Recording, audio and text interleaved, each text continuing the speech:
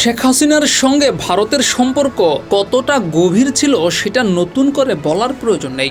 ভারতের ইশারায় বাংলাদেশ পরিচালনা করেছেন সাবেক স্বৈরাচার প্রধান এবং ভারতের কথামতো দেশের ভেতরে ত্রাসের কায়েম করেছিলেন সর্বত্র। মুক্তিযুদ্ধ আর চেতনা বিক্রি থেকে শুরু করে বিভিন্ন বিষয়ে মানুষের মধ্যে বিভাজন তৈরি করে রেখেছিল, যাতে তার সিংহাসন কখনো না টলে। তবে দীর্ঘ 15 বছর এভাবে চলার পর অবশেষে সবকিছুর অবসান হয়েছে। গণ অভ্যুত্থানে শেখ হাসিনা পালিয়েছে। আওয়ামী লীগের নেতাকর্মীদের অনেকেই দেশ ছেড়েছেন, অনেকেই সাজা ভোগ করেছেন, যদিও এখনও বিভিন্ন জায়গায় আওয়ামী লীগের নেতাকর্মী বা তাদের দোসররা সক্রিয় রয়েছে। তবে যে ভারতীয় আধিপত্যবাদের অবসান ঘটাতে বাংলাদেশের মানুষ রাজপথে নেমেছিল, যে বিভাজনের রাজনীতির বিরুদ্ধে দেশের মানুষ লড়াইয়ে নেমেছিল, সেই বিভাজনের রাজনীতি দিয়েই কি আবারও ক্ষমতায় আসতে চায় বিএনপি? সেই ভারতীয় আধিপত্যবাদ মাথায় রেখেই কি বিএনপি ক্ষমতা পেতে চায়? সম্প্রতি আনন্দবাজারের একটি প্রতিবেদন প্রকাশের পর এমন প্রশ্ন সামনে চলে আসে।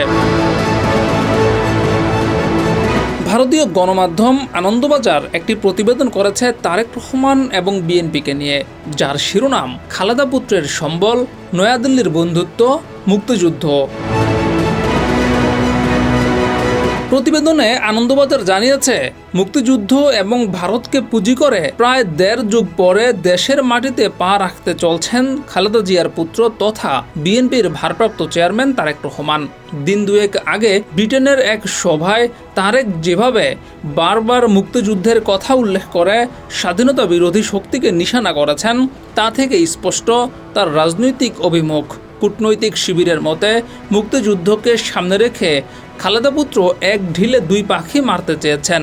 এক, দেশের বিরাট সংখ্যক স্বাধীনতার সমর্থক মানুষকে পাশে পাওয়ার চেষ্টা। 2, ভারতকে বার্তা দেওয়া।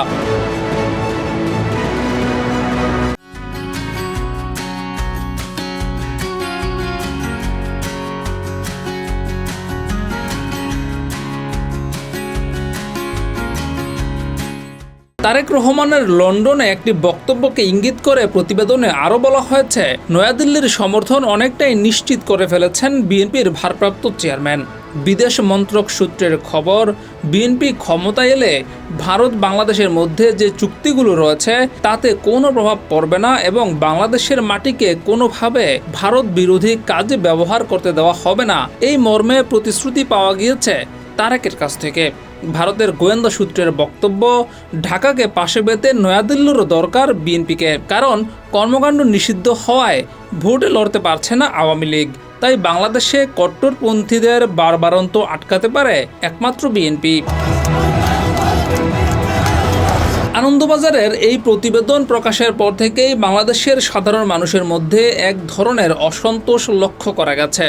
ভারতীয় দাসত্ব থেকে মুক্তি পেতে যে গণ অভ্যুত্থান, যে দাসত্ব আধিপত্যবাদের বিরুদ্ধে ন্যায় আর ইনসাফের জন্য লড়াই করে শহীদ হয়েছেন ওসমান হাদি, যে ভারতের বিরোধিতা করায় প্রাণ দিতে হয়েছে আবরারকে, যে ভারতের দাসত্বের বাইরে গিয়ে কথা বলে কোটি কোটি তরুণ সেই ভারতের আধিপত্যবাদ মেনে ক্ষমতায় যেতে চায় বিএনপি। বিএনপির পক্ষ থেকে এই বিষয়ে পরিষ্কার বার্তা চায় দেশের মানুষ। জিয়াউর রহমান, যুগের চিন্তা।